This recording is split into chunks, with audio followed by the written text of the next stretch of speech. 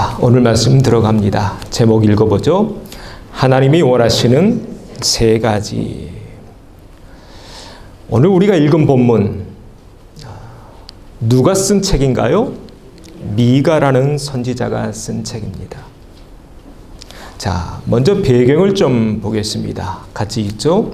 유다의 왕들 요담과 아하스와 히스기야 시대에 모레셋 사람 미가에게 임한 여호와의 말씀 곧 사마리아와 예루살렘에 관한 묵시라, 예언서라는 겁니다. 고향이 어딘가요? 모레셋 사람. 지도 보니까 이거 블레셋입니다. 예루살렘, 여기 가드 모레셋이라고 있죠. 유다와 블레셋 사이 경계선에 살았던 사람이 미가라는 사람입니다. 미가 어떤 뜻을 가지고 있나 좀 살펴봤는데요. 읽어보죠. 여호와와 같은 자 누구냐? 이름이 참 독특하죠. 이 이름을 통해서 우리가 알 수 있는 게 있습니다. 미가라는 선지자가 활동했던 그 시대는 여호와 하나님이 심각한 도전을 받고 있던 시대였다는 것입니다. 자, 그러면 미가가 활동했던 시대, 어떤 종교가 여호와 하나님에게 대적해 왔을까요? 자, 6장 16절에 이런 말씀, 하나님이 한탄하시는데요. 읽어보죠. 너희가 어므리의 율법과 아합 집의 모든 예법을 지키고 그들의 전통을 따르니. 그러니까 하나님의 백성들이 하나님의 율법과 말씀과 전통을 따라야 되는데 그거 다 버리고 누구 집? 네, 어므리와 아합의 집. 네, 아합의 아버지가 어므리였거든요. 자, 아합하면 한 여인이 떠올라야 되는데 이세벨이죠. 이세벨이 어떤 종교를 가지고 왔나요? 바알과 아세라죠. 이제 다 기억하시네요. 네. 이렇게 똑똑한 교인들 드뭅니다. 시카고에서. 이렇게까지 공부하는 교회 없고요. 네. 여러분 이제 떠오르셔야 돼요. 네. 아합하면 누구? 이세벨. 바알과 아세라 종교를 북이스라엘이 먼저 가지고 옵니다. 다 먹혀버려요. 그랬는데 또 사돈관계를 맺죠. 그 바알과 아세라 종교가 이제 어디까지 넘어갑니까? 유다, 남유다까지. 예루살렘까지 삼키고 있었던 것입니다. 그때 하나님이 급히 미가를 부르십니다. 그리고 그 입술에 하나님이 말씀을 주시죠. 그러면서 지금 남유다 백성들에게 필요한 것이 어떤 것인지를 알려주십니다. 지금 유다에게 필요한 것이 무엇일까요? 또 오늘 특별히 남녀 성교회 헌신주일로 지키고 있는데 하나님의 일꾼으로 부름받은 우리에게 필요한 것이 무엇일까? 오늘 세 가지를 하나님은 말씀하고 있었습니다. 첫 번째입니다. 같이 읽죠. 정의를 행하라. 오늘 본문 8절 다시 한번 읽어보겠습니다. 사람아, 주께서 선한 것이 무엇임을 내게 보이셨나니 여호와께서 내게 구하시는 것은 오직 정의를 행하며. 이게 첫 번째입니다. 정의를 행하라는 것입니다. 그러면 도대체 하나님을 믿는 백성들이 지금 어떻게 살고 있기에 하나님이 이렇게 말씀하고 있는 것일까? 6장 말씀을 조금 더 읽어보죠. 같이 읽습니다. 악인의 집에 아직도 불의한 재물이 있느냐? 축소시킨 가증한 에바가 있느냐? 내가 만일 부정한 저울을 썼거나 주머니에 거짓 저울추를 두었으면 깨끗하겠느냐? 그 부자들은 강포가 가득하였고 그 주민들은 거짓을 말하니 그 혀가 입에서 거짓 되도다. 지금 하나님을 믿는 백성들 예루살렘 유다 땅에 불의한 재물로 가득하다는 것입니다. 구체적인 예가 나와요. 축소시킨 가증한 에바. 에바가 뭐냐면 부피를 재는 거예요. 한국에서 쌀 뜰 때 뭐라고 하나요? 네, 한 대, 두 대 그러잖아요. 그걸 줄인 거예요. 그러면서 이익을 많이 남겨 먹는 것입니다. 가끔 뉴스에 나오죠. 횟집에 갔더니 생선을 달 때 그 상인들이 저울 올릴 때 손으로 살짝 누른답니다. 그래야 눈금이 더 올라가니까. 또 송아지를 팔 때, 소를 팔 때 소 입에 호수를 넣어가지고 물을 넣더군요. 그래야 무게가 더 나가니까. 지금 그런 일들이 하나님의 백성 유대인들 가운데 비일비재했던 것입니다. 자, 백성들이 이렇게 살면 누군가가 백성들을 깨워야겠죠. 자, 그러면 그 당시 지도자들, 리더들 어떻게 살았을까? 또 이르노니 야곱의 우두머리들아. 여기 우두머리 나오네요. 요즘 뉴스 보니까 우두머리 뭐 많이 나오던데. 이스라엘 족속의 통치자들아 들으라. 정의를 아는 것이 너희의 본분이 아니냐. 노란 것이 같이 있죠. 너희가 선을 미워하고 악을 기뻐하여 내 백성의 가죽을 벗기고 그 뼈에서 살을 뜯어 그들의 살을 먹으며 그 가죽을 벗기며 그 뼈를 깎아 다지기를 냄비와 속 가운데 담을 고기처럼 하는도다. 백성들이 그렇게 살면 저들을 바른 길로 이끌어야 되는데 리더들이 이렇게 살고 있더라는 것입니다. 과도한 세금을 매기면서 백성들의 피를 빨아먹고 있습니다. 자, 사회가 이렇게 흘러가면 그 사회를 또 깨워야겠죠. 누가 깨워야 될까요? 재판관들, 헌법재판소, 또 종교인들이 깨워야죠. 그런데 어떻게 살았을까요? 노란 것이 읽어봅니다. 그들의 우두머리들은 뇌물을 위하여 재판을 하며 그들의 제사장은 싹스를 위하여 교훈하며 그들의 선지자는 돌을 위하여 점을 치면서 하얀 것이 여호와를 요리하여 이르기를 여호와께서 우리 중에 계시지 아니하냐 재앙이 우리에게 임하지 아니하리라. 거짓말하고 있습니다. 괜찮아. 그렇게 살아도 돼. 왜요? 모두가 뇌물에 또 거짓에 빠져 있으니까요. 돈을 받으면서 점을 치고 싹쓸 위해서 교훈하고 있으니까요. 이게 지금 남유다의 모습이었습니다. 백성들부터 시작해서 리더들, 또 재판관들, 제사장들 전체가 다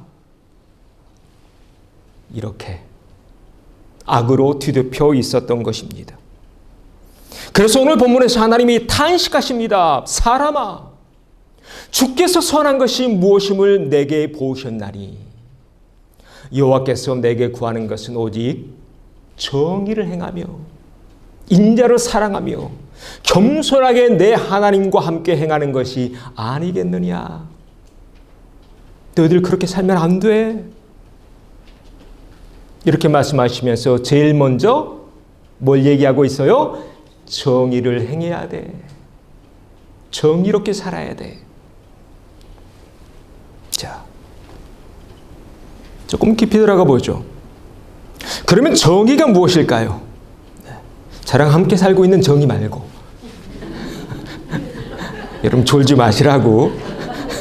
무슨 말인지 아직 목소리 무슨 얘기인지 감 못 잡으신 분들, 네. 정의가 무엇일까? 여러분, 정의가 무엇일까요? 무엇이 선일까요? 인간이 스스로 정의에 대해서, 선에 대해서 그 기준을 제시할 수 있을까요? 없습니다. 이것이 오늘날 공산주의, 민주주의, 사회주의, 또 자본주의가 가지고 있는 한계입니다. 왜요? 인간은 태생적으로 자기 중심적이니까요. 자, 아주 멋진 말을 썼습니다. 자기 중심적이다. 태생적으로. 이거 벗어날 수 있는 사람 없으니까요. 그래서 정의에 대한 해석이 다 다릅니다. 오늘날 보십시오. 이 지구가 어떻게 돌아가는지. 지금 전쟁하고 있죠. 러시아랑 우크라이나. 러시아도 본인들 무엇을 위해 싸우고 있다고 하나요? 정의를 위해서 싸운답니다. 뭐라고 말하면서 그 땅 원래 우리 거였어. 중국을 보십시오. 어떻게든 그 조그만한 그 대마를 어떻게든 삼키려고 하죠. 일본은 또 어떻습니까? 그 동해에 있는 작은 섬, 우리 섬 그 이름이 뭐죠? 독도를 뭐라고 부르나요? 타케시마라고 합니다. 그러면서 해년마다 자기네 땅이라고 우깁니다. 여러분, 인간의 세계에서 논하고 있는 정의의 한계입니다. 누구나 다 자기중심적으로 모든 것을 해석하다라는 것입니다. 그래서 하버드 대학에 마이클 샌달이라는 교수가 있습니다. 정의란 무엇인가 아주 유명한 책입니다. 우리 아이들이 대학교 막 가려고 할 때 나온 책인데, 하버드 대학에서 가장 유명한 그 강의 중에 하나랍니다. 그 책에서 이렇게 묻더군요. 인류가 지금까지 추구해왔던 최대 다수의 최대 행복이 정의인가?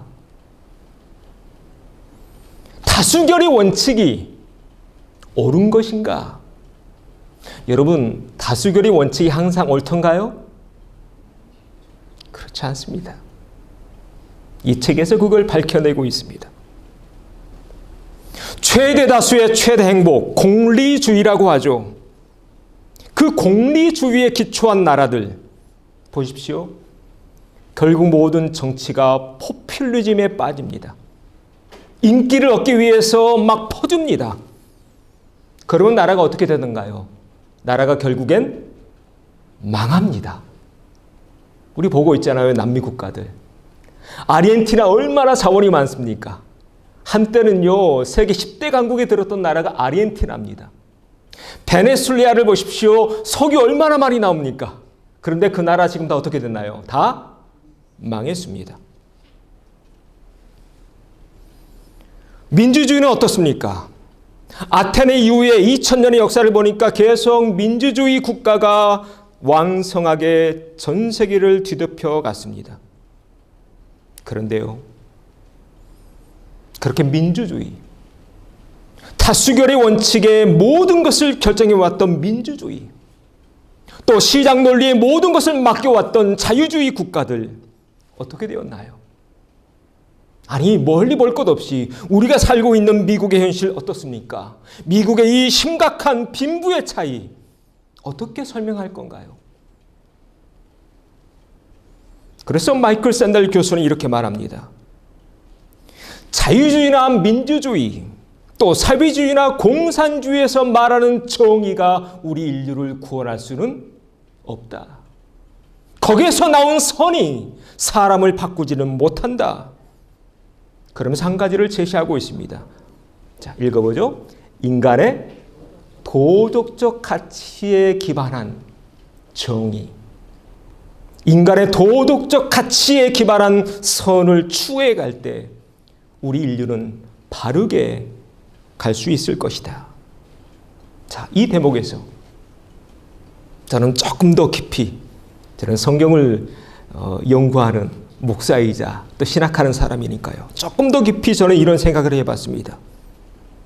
그러면 인간이 태생적으로 가지고 있는 도덕적인 가치, 도덕적인 기준은 그 근원이, 그 뿌리가 어디일까요? 네. 하나님 아버지죠. 하나님 말씀이죠. 인간의 도덕적인 가치는 하나님에게서 옵니다.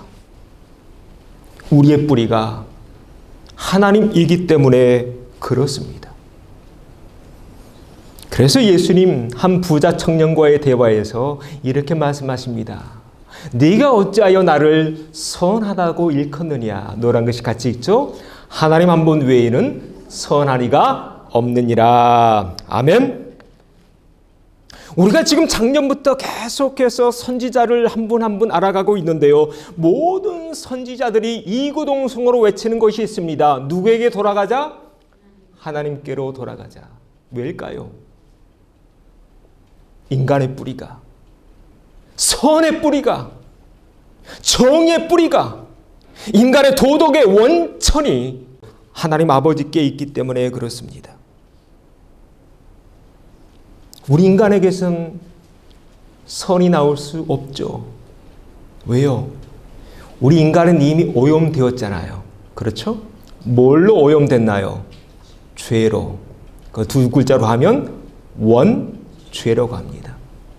원죄와 이기심으로 오염되었기에 우리 인간을 통해서는 온전한 선, 온전한 정의가 나올 수 없다는 것입니다. 그런 의미에서 예수님만이 우리의 유일한 구세주입니다. 믿으십니까? 왜일까요? 예수님은 죄가 없잖아요. 하나님의 유일한 독생자잖아요. 독생자라는 개념은요, 신학적으로 설명하면 하나님에게서 나온 유일한 독자라는 뜻입니다. 아무런 죄가 없는. 그래서 우리가 지금 누구를 믿고 있나요? 예수님을 믿고 있는 것입니다. 이것이 기독론의 핵심입니다. 그래서 우리 하나님을 믿는 사람들, 예수님의 말씀 쫓아 예수님 따라 살면 점점 하나님의 이런 선한 성품을 닮아가게 되는 것입니다. 하나님의 정의로운 모습들을 닮아가게 되는 것입니다. 바라기는 올 한 해가 그런 한 해 되시기를 바랍니다. 올 한 해가 하나님의 선하심을 닮아 하늘을 우러러 한 점 부끄러움 없는 복된 한 해 되시기를 바랍니다. 자, 이렇게 한번 인사합시다. 선하게 삽시다. 부끄러움 없이 삽시다. 네. 이게 지금 하나님이 이스라엘 백성들에게 원하셨던 첫 번째였습니다. 정의를 행해야 돼. 정의롭게 살아야 돼. 두 번째입니다. 같이 읽죠? 인자를 사랑하라. 영어로 mercy, 네, 자비라는 뜻입니다. 오늘 본문 8절에 나오죠. 자, 인자를 뭐예요? 사랑하며. 인자를 사랑하며 살라는 것입니다. 자, 그러면 당시 이스라엘은 무엇을 사랑하며 살고 있었을까요? 이렇게 살았습니다. 밭들을 탐하여 빼앗고 집들을 탐하여 차지하니 그들이 남자와 그의 집과 사람과 그의 산업을 강탈하도다. 노란 것이 같이 있죠. 전쟁을 피하여 평안히 지나가는 자들의 의복에서 겉옷을 벗기며 내 백성의 부녀들을 그들의 즐거운 집에서 쫓아내고 그들의 어린 자녀에게서 나의 영광을 영원히 빼앗는도다. 다 빼앗아요. 다 탐해요. 사람들이 하나님을 사랑하고 이웃을 사랑하며 살아야 되는데 하나님과 이웃은 사랑하지 않아요. 오직 뭔만 사랑하고 삽니까? 밭, 재물, 세상의 물질. 오늘날 하면 달러, 돈. 모두가 탐욕에 사로잡혀서 타인의 겉뜻을 노리고 있습니다. 지금 이때가 시대적으로 어떻게 흘러가고 있냐면 이미 이제 북이스라엘은 점점 망하거든요. 하나님을 다 떠나가서 망하고 있어요. 그래서 막 피난민이 생겨요. 그 피난민들을 노예로 삼았습니다. 자비라고는 찾아볼래야 찾아볼 수 없는 그런 강팍한 시대가 되어가고 있었습니다. 그래서 하나님은 이미 오래전부터 계속해서 성경에서 이 말씀을 반복하십니다. 같이 읽습니다. 고아와 과부를 위하여 정의를 행하시며 나그네를 사랑하여 그에게 떡과 옷을 주시나니 너희는 나그네를 사랑하라. 전에 너희도 애굽 땅에서 나그네 되었음이니라. 아멘. 왜 고아와 과부와 나그네를 사랑하며 살아야 할까요? 그들도 한때는 애굽 땅에서 나그네였으니까요. 이것이 이스라엘 사회의 불문율이었습니다. 지금 신명기죠. 모세 오경입니다. 모세가 했던 말씀입니다. 이것이 이스라엘 사회의 불문율이었고 그 당시 사회보장 제도였습니다. 그러나 현재는 어떻습니까? 이방 문화가 들어오면서 특별히 풍요의 신인, 물질의 신인 바알과 아세라 신이 들어오면서 점점 이스라엘 사회가 개인주의화됩니다. 모두가 자신의 이익을 위해 자신들의 배만 불리는 일에 혈안이 되어 있습니다. 그러니 사회가 삭막해질 수밖에요.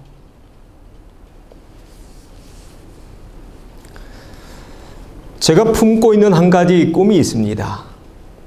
우리가 이제 새교회를 시작해서 이제 햇수로 올해가 몇 년째인가요? 이제 3년째 되어 가죠.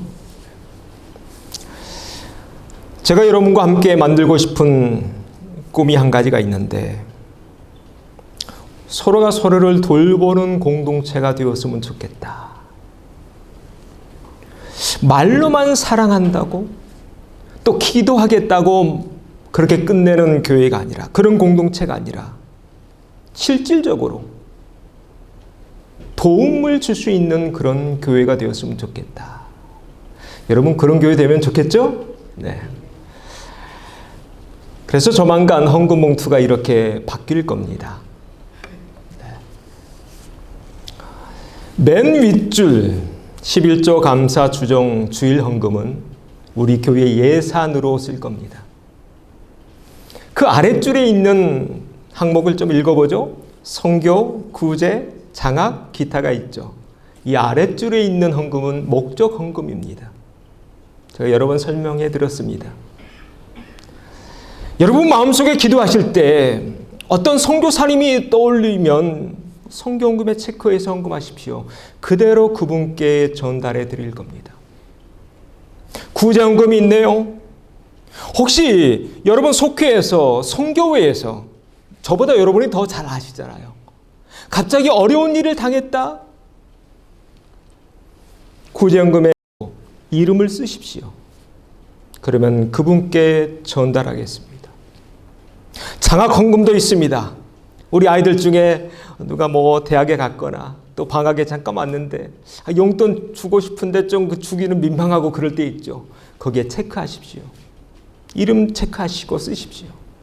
전달하겠습니다. 이런 교회 되었으면 좋겠다. 그래서 실질적으로 여러분 다들 외롭고 힘들잖아요. 갑자기 몸이 아플 때도 있고, 갑자기 어떤 사고 당해서 잡을 잃을 때도 있고, 그럴 때 교회가 오른손이 하는 거 왼손이 모르게 그런 일을 해야 되지 않겠는가? 이게 교회 아니겠는가?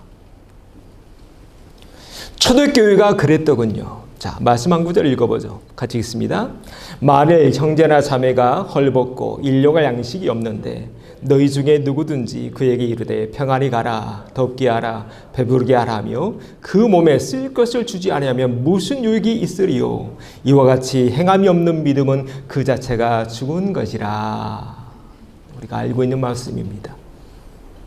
그래서 헌금봉투 다 지금 인쇄된 거 다 쓰면 새롭게 인쇄해서 구제헌금 란이 있을 겁니다. 벌써 지금부터 하고 있는 분들 계신데요. 여러분 기도하실 때, 또 큐티하실 때, 또 속회하실 때, 선교를 모이실 때 마음에 감동이 되시고 성령님이 떠오르게 할 때가 있을 겁니다. 여러분 그런 때를 그냥 지나가지 마십시오. 성령의 감동이 있을 때 여러분 귀한 헌금 그렇게 체크하시면 그렇게 나누는 그런 교회가 될 것입니다. 오늘 이 말씀 앞에서 보고 있는 말씀과 일맥상통한 말씀입니다. 초대교회가 이랬습니다. 말로 끝나지 않았어요. 정말로 실질적으로 도움을 주는 그런 교회였습니다. 우리 참소망교회가 그렇게 행동으로 실천하는 공동체인 줄로 믿습니다. 자, 이렇게 한번 인사합시다. 우리 교회는 행함이 있는 교회입니다.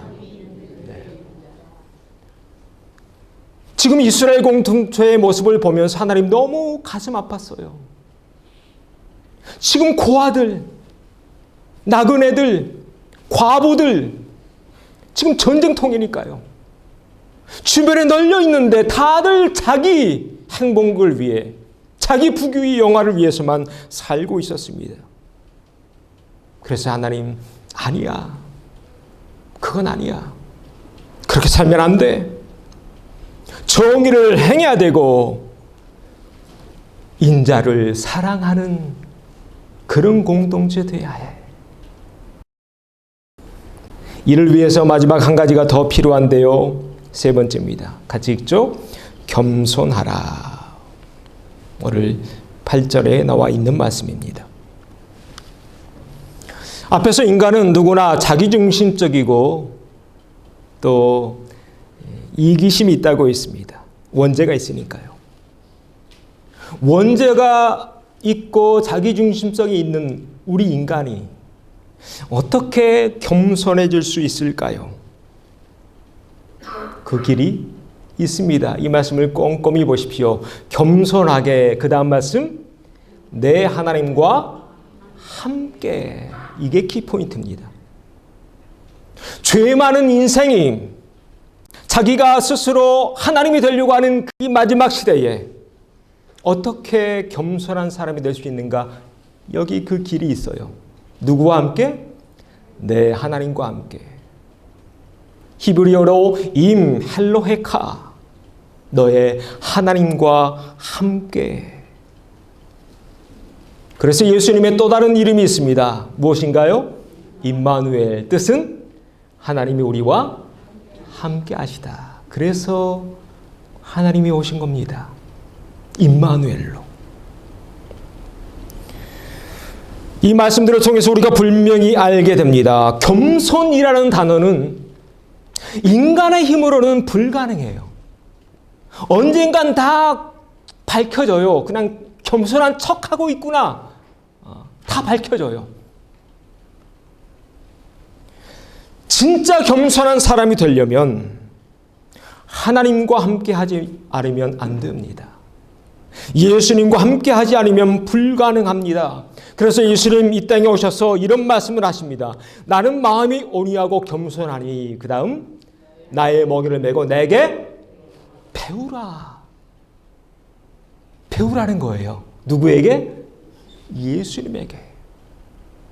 그래서 많은 것들을 우리에게 먼저 보여주시죠.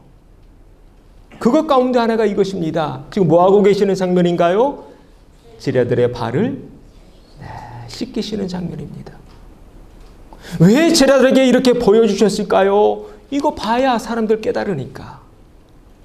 예수님이 먼저 실천하신 것입니다.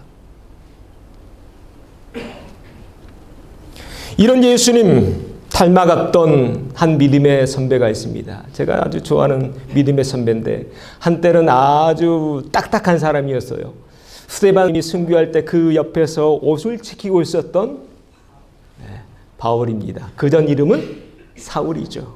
얼마나 딱딱했습니까?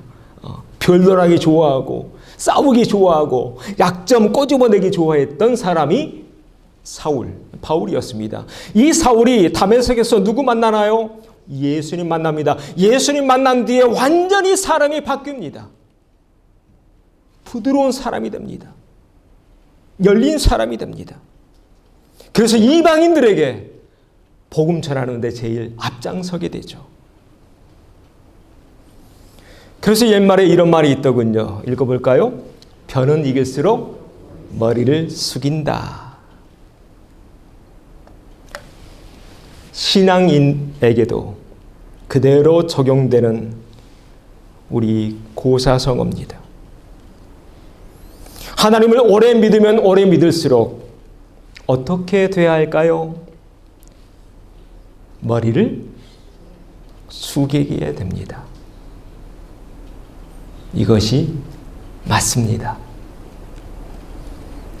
내가 하나님을 믿는 연수가 길어지면 길어질수록 더 부드러워져 가야 합니다. 더 낮아져 가야 합니다. 더 섬기는 자가 되어야 합니다. 바라기는 우리 교회 그런 교회 되어 가기를 소망합니다. 자, 이렇게 한번 인사합시다. 잘 익어갑시다. 한 번 더요. 늙지 말고 익어갑시다. 네. 여러분 늙지 마세요. 익어가세요. 늙지 말고. 네.